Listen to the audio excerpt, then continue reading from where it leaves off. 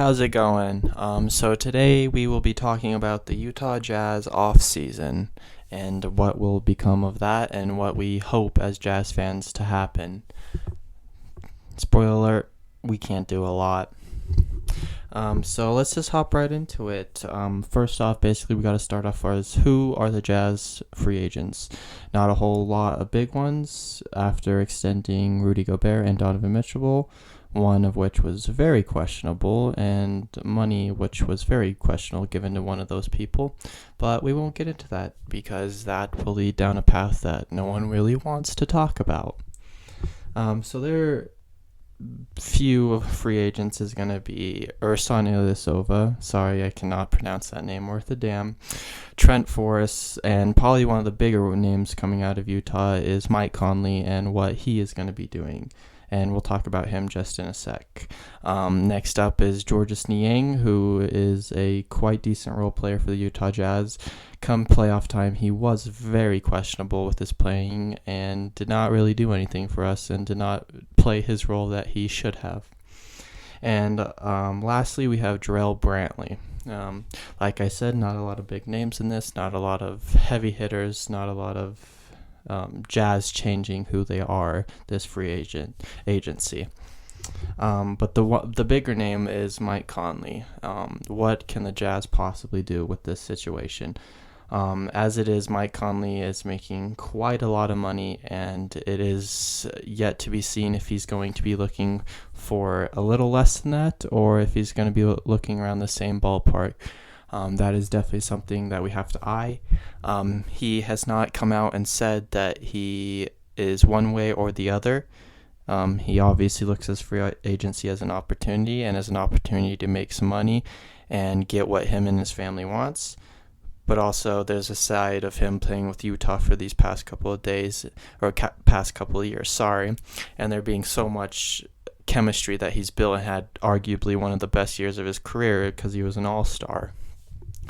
But a lot of questions that come about that, and that's probably one the Jazz fans are waiting to see because with free agency coming up, there's not a lot the Jazz can do. And the main reason, as I said earlier, was we gave a lot of money to Rudy Gobert and Donovan Mitchell, which both of their extensions are going to kick in this offseason, which leaves the Utah Jazz with little to no money to do anything. So any free agents you can take. First off, no free agent's going to be coming to Utah. Every Utah fan knows that we have to draft stars or get someone from a different country to come play for us. But yeah, definitely not going to be able to do anything with our money. Small market team, plus how much money we are giving Rudy Gobert. But like I said, I don't get into that because that's a path that no one wants to talk about. But as far as the other Utah Jazz free agents, there's not much you could say that is a need or we want to bring them back. We'll gladly bring back all these players, gladly play them again because they fit so perfectly in Utah, but they're replaceable, and that's why they're role players. But someone I'd specifically like to see the Utah Jazz re-sign is Trent Forrest, who was actually a undrafted rookie this year, and when he got the time when Mike Conley was out and Donovan was out late in the season, he really stepped up. His stats weren't eye-popping, but it was an all-around statistical game every game he played in. And for an undrafted rookie, he shouldn't even be out there. And if he's putting up that numbers, he obviously deserves a shot. And that's someone who I wouldn't mind seeing the Utah Jazz not give money to, but re-sign, because there's not a lot of money to be made there for him, at least. Georges Niang, you could say he is a key free agent, or he could be important to re-signing.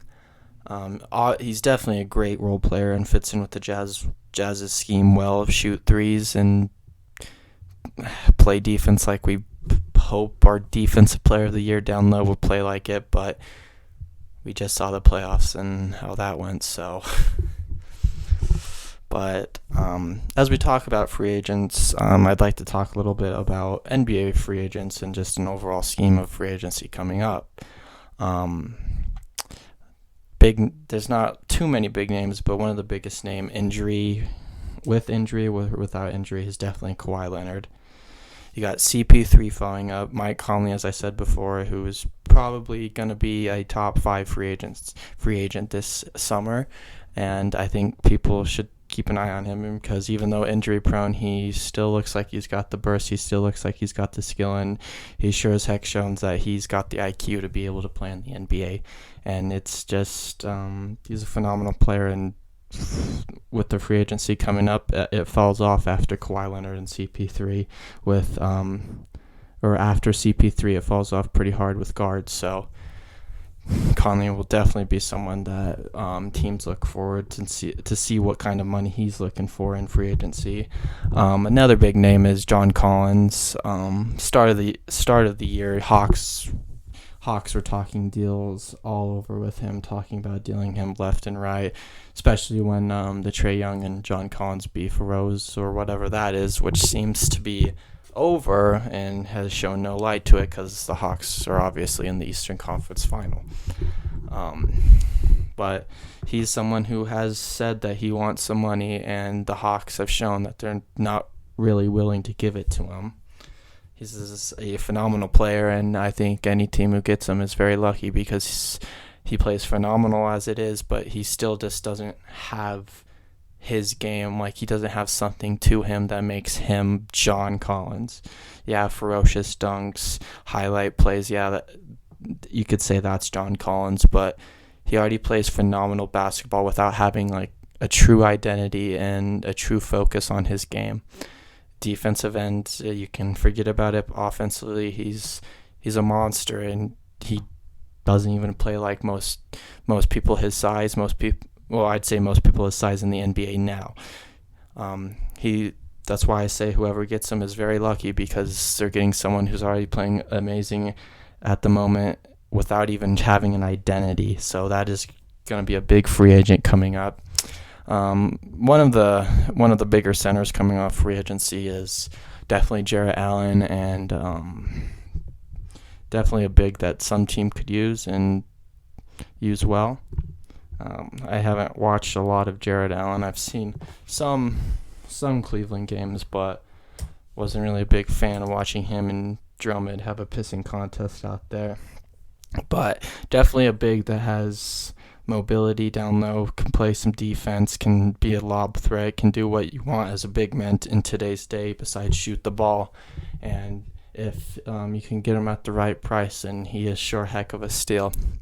Another guard that should be in the mix there with CP3 and Mike Conley is Kyle Lowry. And everyone, even I, thought that he was on the move at the deadline, and the world was shocked when he was not moved.